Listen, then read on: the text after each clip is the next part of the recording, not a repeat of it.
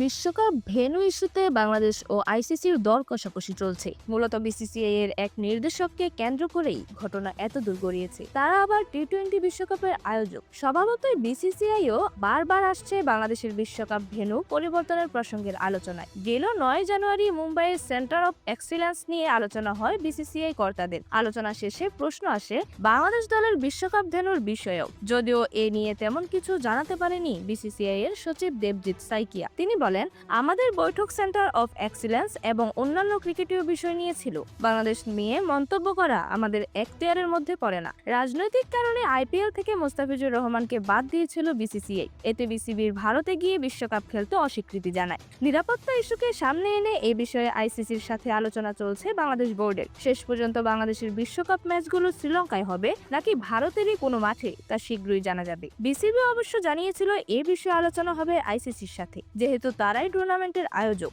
এবার দেবজিৎ সাইকিয়ার বক্তব্যও বলছে, বিসিসিআই আপাতত এই দর কষাকষির আলোচনার অংশ হতে চাইছে না। এরকমই যে কোনো খেলার আপডেট সবার আগে পেতে অবশ্যই চ্যানেলটি সাবস্ক্রাইব করে রাখুন। ধন্যবাদ। Flavours news.